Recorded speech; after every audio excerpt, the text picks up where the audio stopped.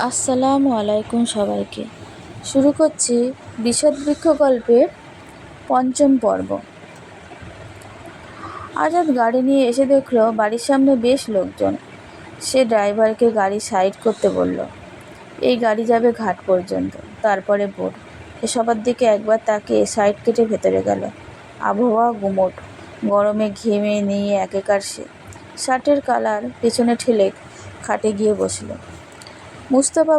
মুস্তাফা বসা আফসারের সামনে। সে আঙুল থেকে চুন মুখে নিতে নিতে আজাদের দিকে একবার তাকালো, তারপর চোখ ফিরে আফসারের দিকে তাকিয়ে বলল, আপনারা চাইলেই তো এভাবে নিয়ে যেতে পারেন না। কে আপনারা?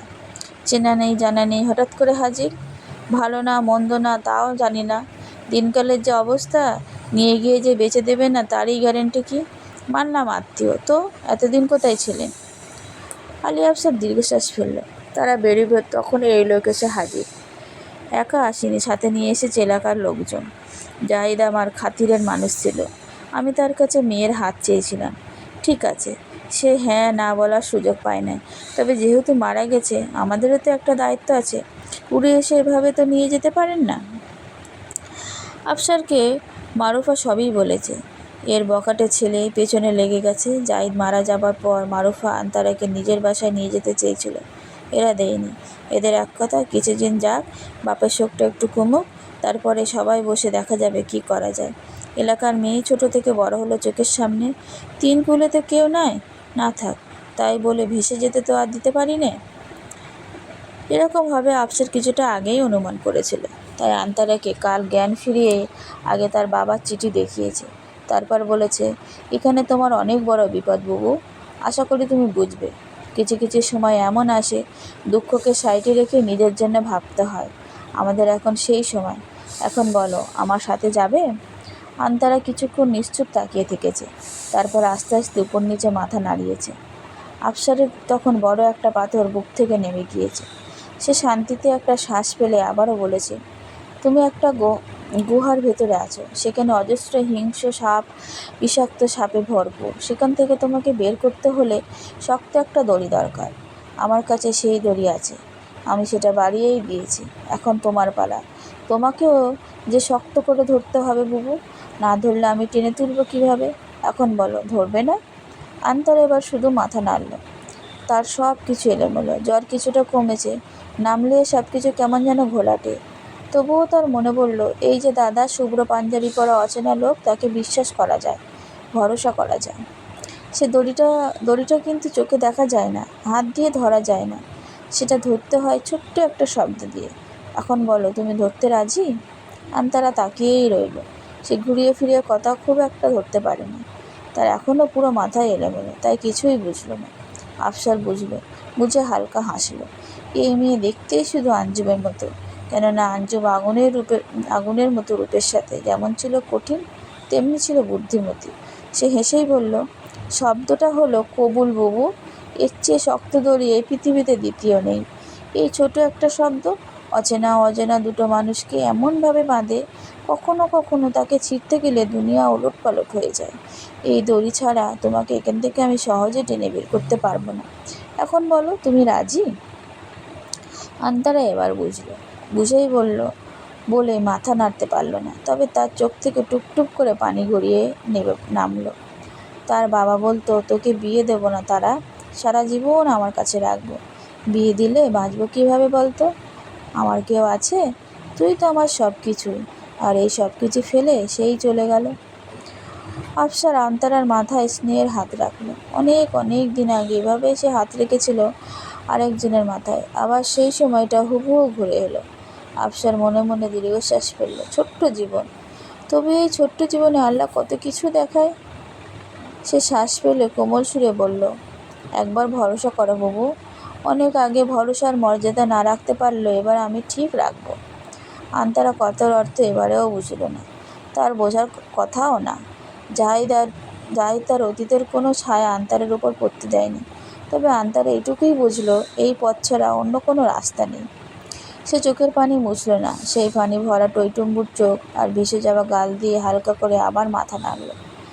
আলী আফসার গতকালের কথা মনে পড়তে মনে মনে স্বস্তির নিঃশ্বাস ফেললেন। ভাগ্যিস সঠিক সময়ে সঠিক সিদ্ধান্ত তিনি নিয়েছেন। সে স্বস্তির নিঃশ্বাস ফেলে বললেন, আপনারা আমার বোনের জন্য এত ভেবেছেন, এটা আমার সৌভাগ্য। তবে একটা কথা ভুল, এর তিনকুলে কেউ নেই। আমি এর নানা, জাহিদের মামা। বিশ্বাস না হলে দেখেন, সে মৃত্যুর আগে তার মেয়ের দায়িত্ব আমাকে দিয়ে গেছে। বলেই তিনি চিঠিটা বের করলেন।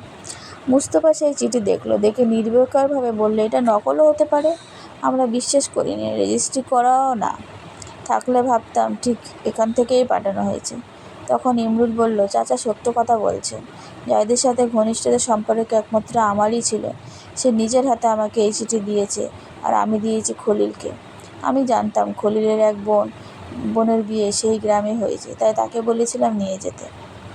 আমরা এটাও বিশ্বাস করি না যে তুমি মেয়ে কত কী করো আমরা জানি না বুঝি? কত টাকা খাইছো এদের কাছ থেকে? আগে এটা বলো। আজকাল মেয়েদের এমনিতে বহুত ডিমান্ড, তার মধ্যে আবার এত বড়, এত বিরাট সুন্দরী। আলী আফসার চোখ বন্ধ করলেন। দুনিয়ায় দিন দিন নোংরা মানুষ ভরে যাচ্ছে কেন? কিয়ামতের আগে আবার জাহেলিয়ার যুগ আসবে, এগুলো কি তারই আমার আলামত? রমেশ আফসারের সামনে দাঁড়ালো, আড়াল করে বলল, অযথা ঝামেলা করবেন না, আমরা যাইতে দিন, দেরি হচ্ছে। তাছাড়া আপনারাই যে ভালো চাইছেন সেটা গ্যারান্টি কি? মুস্তফা তেড়ে উঠল। তার এলাকায় এসে এত বড় কথা! তেড়ে এগিয়ে 2 কদম এগিয়ে বলল, মুখ সামলে। আমাদের মুখ সামলেই আছে, আমাদের যাইতে দিন। না দিলে? রামেজ উত্তর দিল না। মুস্তফা মুখ বাঁকিয়ে হাসলে, হেসে বলল, আমি না চাইলে মেয়ে তো ভালোই, নিজের জীবন নিয়েও ফিরতে পারবি না। আজাদ এতক্ষণ চুপচাপ ছিল, এবার উঠল। উঠে এপাশ ওপাশ আড়ামোড়া ভেঙে সোজা মুস্তফার সামনে দাঁড়ালো। দাঁড়িয়ে হাসলো। মুস্তফার মতো বাঁকা হাসি না, ঠোঁট ছড়ানো হাসি। হেসে বলল, জীবনও থাকবে, মেয়েও নেব। যা কি করবি কর, দেখি তোর ক্ষমতা কত দূর। মুস্তফা হায় হয়ে কিছুক্ষণ তাকিয়ে রইল। হেসে হেসে কে এভাবে হুমকি দিতে পারে তার জানা ছিল না। সে সাথে সাথেই নিজেকে সামলে তার লোকের দিকে তাকালো। তাকাতেই এক লোক তেড়ে এলো। আজাদ চোখের পলকে দিল এক থাপ্পড়ে সে হুমড়ি খেয়ে পড়ল। সে পড়তেই আজাদ পিছনের জনকে দেবর আমি জেগিয়ে আজাদকে জাপটে ফেরালো। আর কেউ না জানুক, সে জানে আস্ত শয়তান এটা দিন দুনিয়ার খেতা দিনে 7 বার পড়ে। ইমরুল ফেরালো মুস্তফার লোককে। তারা আগে ফুঁসছে। আহম্মদ এগিয়ে সবাইকে ঠান্ডা করে কটমটিয়ে আজাদের দিকে তাকালো। আজাদ আবারও হাসলো। তার হাসি দেখে আহম্মদ দিশেহারা হলো। বিয়ের কথা শোনার পর থেকে সে মনে মনে একটু অসন্তোষই ছিল। এমন মেয়ে, তবে এখন উল্টো এই মেয়ের জন্য তার চিন্তা হচ্ছে, কী করবে সে এই ছেলেকে নিয়ে। আফসার বড় একটা শ্বাস ফেলে সবসময়ের মতো শান্তভাবে বলল, আমার নাতি আর আন্তারার কাল বিয়ে হয়েছে, নিজ ইচ্ছায়। প্রমাণ আপনারা এলাকার ইমাম সাহেব, তিনি নিজে এই বিয়ে পড়িয়েছে। আর মেয়ের 3 কুল বলতে এখন আমি। তাই অভিভাবক হিসেবে এই বিয়েতে আমি নিজে স্বীকৃতি দিয়েছি। যেখানে মেয়ের বর্তমান অভিভাবক কারো কোনো সমস্যা নেই, সেখানে আপনারা যদি ঝামেলা করেন তাহলে থানায় যেতে আমরা বাধ্য হব। এখন বলুন আপনারা কী চান? মুস্তফার আগে ফুঁসে বলল, আমরা মানি না। আপনাদের মানায় না মানায় কিছু আসবে যাবে না, তবুও আপনাদের শান্তির জন্য আন্তারা আপনাদের সামনে নিজেই সবই বলবেন। বলে তিনি মারুফাকে ডাকলেন। মারুফা আন্তারাকে ধরে বের করলো। তার গায়ে মাথায় চাদর মোড়ানো, শুধু ফ্যাকাশে মুখ বেরিয়ে আছে, দৃষ্টি নিচের দিকে। সেই নিচের দিকে তাকিয়ে আস্তে করে বলল, আমি নিজ ইচ্ছায় তাদের সাথে যাচ্ছি, আর নিজে ইচ্ছায় এই বিয়ে করেছি। আজাদ কণ্ঠ শুনে পিছন ফিরে তাকালো। এক পলক তাকিয়ে স্বাভাবিকভাবে আবার সামনে ফিরল। তার হাবভাব দেখে রামিজ ঝটকাই খেল। বেহেশতের হুরের মতো বউ, এই বউকে দেখেও নির্বিকার। সে হা করে দাঁড়িয়ে রইল। এ তো দেখি সত্যিই পাগল। পরবর্তী পর্ব কালকে।